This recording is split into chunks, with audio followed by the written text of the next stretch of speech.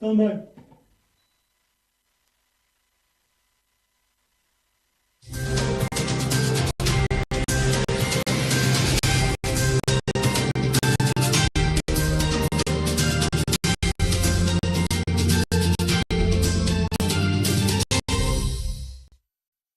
It's a new day, 10:30 a.m. here in Studio 1 of My Media Prime Television. We thank you, faithful televiewers, for watching us for this edition of Prime Flash.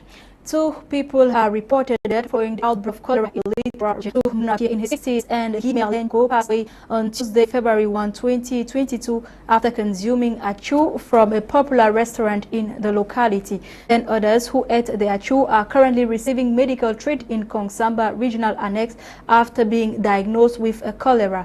Authorities in the Melong Health District are on the alert to minimize more deaths.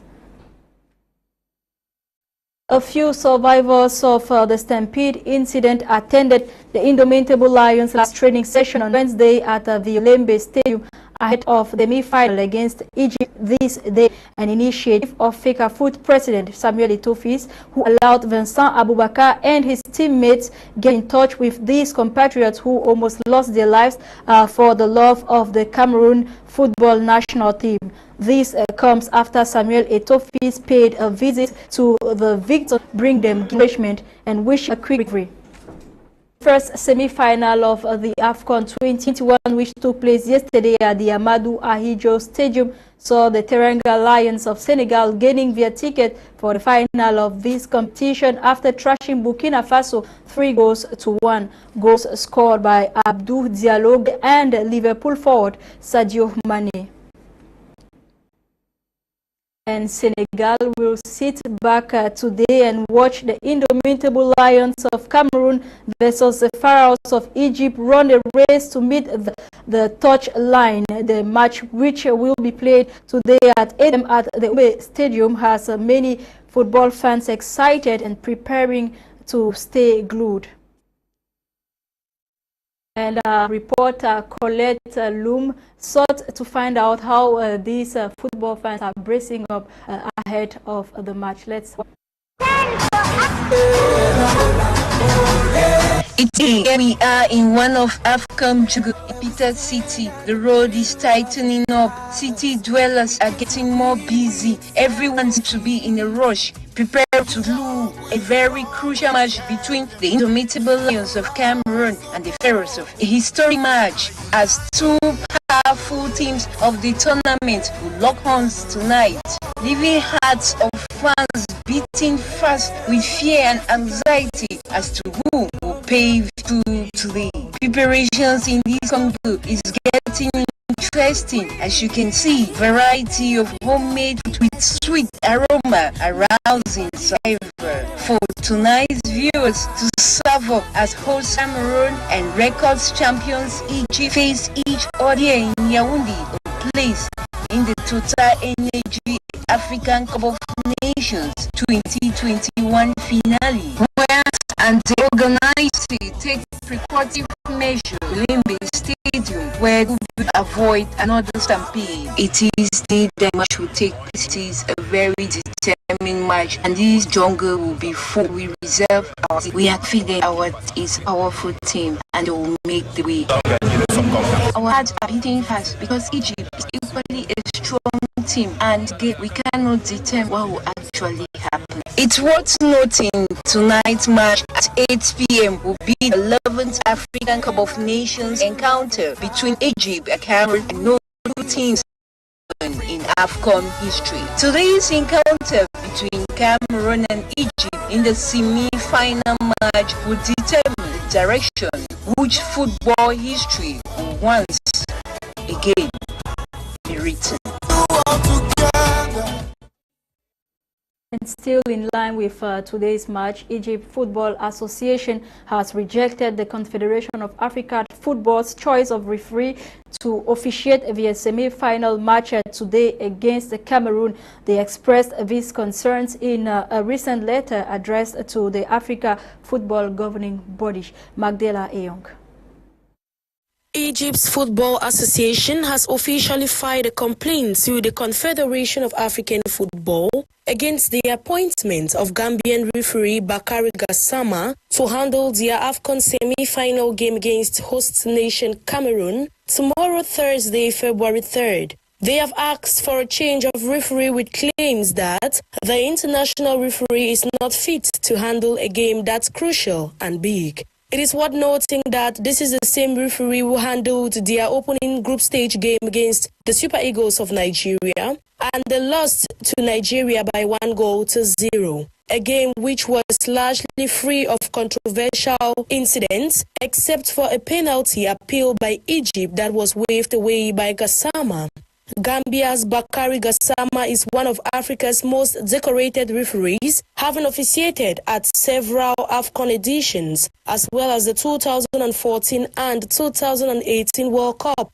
The 42-year-old took charge of Egypt's 2-1 win World Cup qualifying over Congo in October 2017, which took the Pharaohs to the 2018 Russia finals for the first time since 1990. He also refereed Al Ahly of Egypt's 1-0 home victory over Mamelodi Sundowns in the second leg of the African Champions League final in April 2019. In the meantime, CAF has fined the Egyptian Football Federation the sum of $100,000 for breaching CAF Total Energies AFCON 2021 media protocols and directives after failing to honor a media press conference on January 29, 2022, ahead of the quarter-final game against Morocco at the Amadou Ahidja Stadium, which is obligatory for all participating teams. The Egyptian FA has 60 days to pay $50,000. The other $50,000 is suspended on the condition that the Egyptian Football Association is not found guilty with a similar offense during the remainder of the AFCON 2021 in Cameroon. The sanction comes less than 48 hours to Egypt's crucial semi-final game against the indomitable Lions of Cameroon, scheduled for tomorrow, February 3rd. Gender-based violence has been a societal plague affecting almost all countries around the world.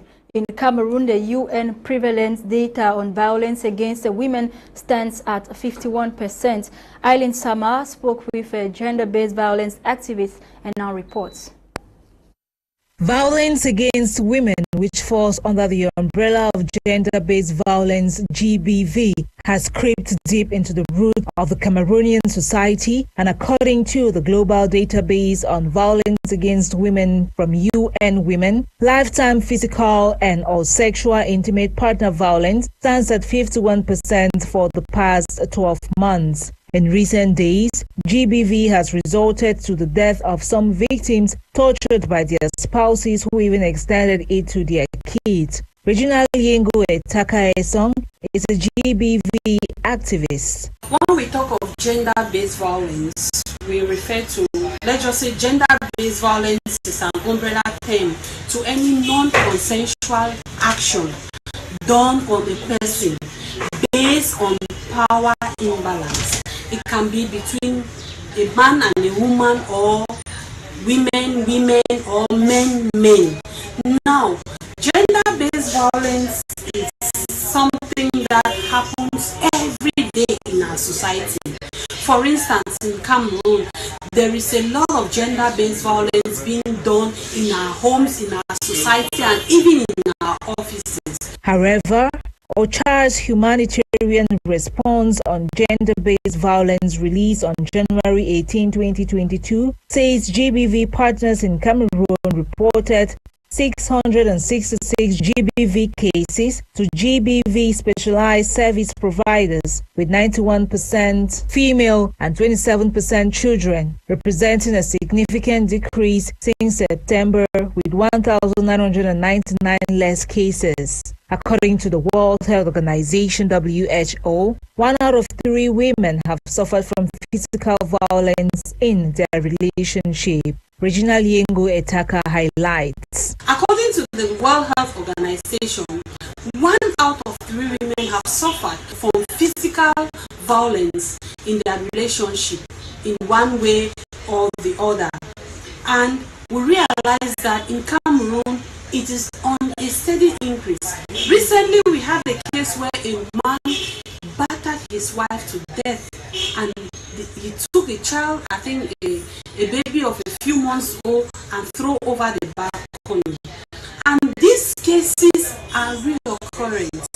We have a lot of cases where women are being battered, women are being beaten on a daily basis, but yet they tend to stay quiet. Women don't want to talk. The gender-based violence activist says in order to combat these high rates of GBV in the country, women must start talking. It is high time we start talking. It is high time women start calling, saying the things the way they are.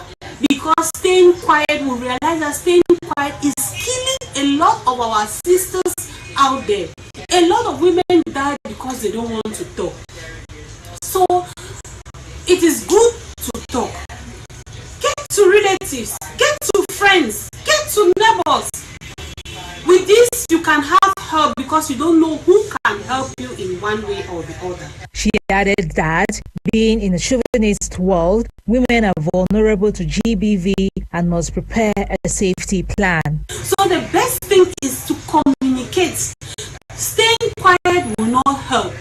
We find ourselves in a chauvinist world where the man is in control.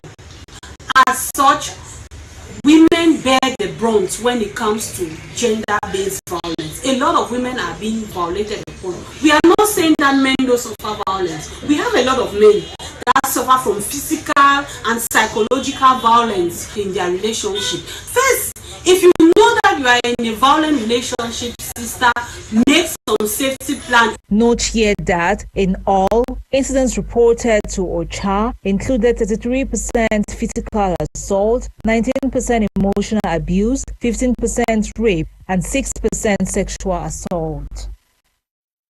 And talking about women, equality between women and men today for a sustainable tomorrow. It is the theme of this year's Women's Day celebration, revealed by the Minister of Women Empowerment and Family, Marie-Thérèse Abena. This was during the first preparatory launch meeting on Wednesday, February 2 in Yaoundé, which equally saw the presence of the presentation of the 2022 Women's Day fabric. Colette Loom has details. As concerns activities of greater mobilization, such as the sporting walk and march past, pending the highly esteemed directives from hierarchy, provisional registration is open as usual. These words to mark the opening activities of this year's Women's Day festivities at the Ministry of Women Empowerment and the Family, graced with the presence of Minister Marie-Thérèse Abena Ondoa. It is a tradition that each year on March 8, Cameroonian women join their counterparts worldwide to commemorate Women's Day, a day set aside to celebrate women, their value in promoting peace and advocacy. This 37th edition of Women's Day celebration won't be an exception, as it will be an outstanding moment for positivity with the woman in all spheres in Cameroon. No, a good Cameroonian, a good man who understands the future of the world, knows that the world cannot advance if men and women do not participate. Women cannot move along if they don't have men, and men cannot move along if they don't have women. So it is extremely important.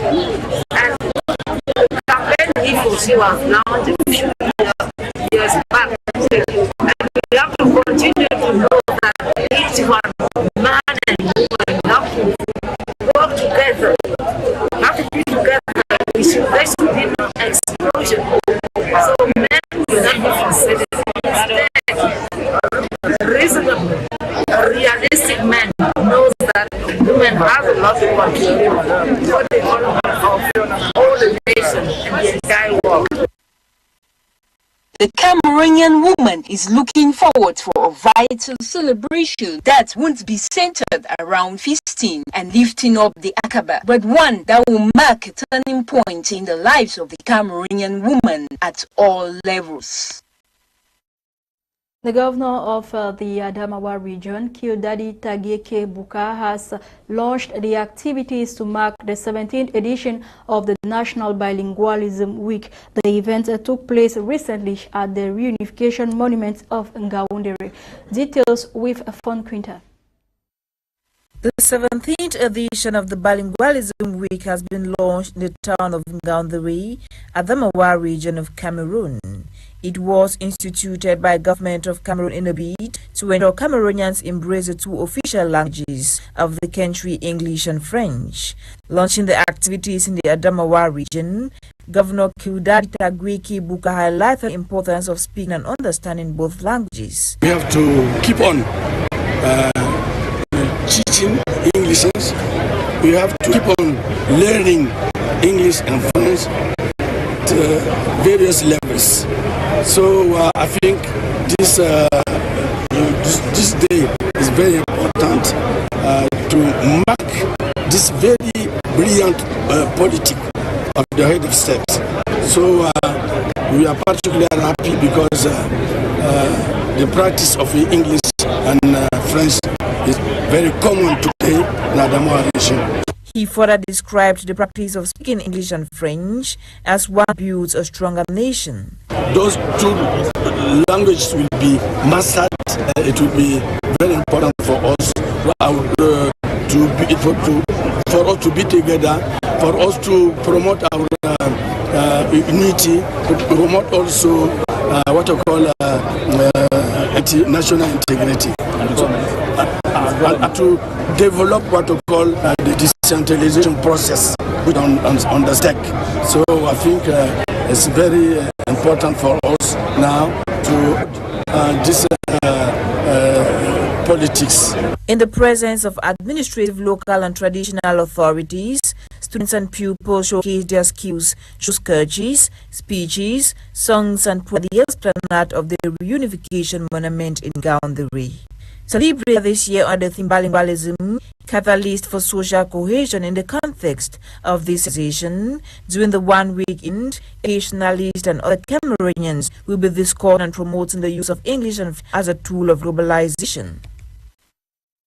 For now, many individuals have been decrying the increase in prices of basic commodities in market, a phenomenon which they attribute to the month of January, as they say is a month that comes with lots of difficulties. They met with some of these individuals. Her report.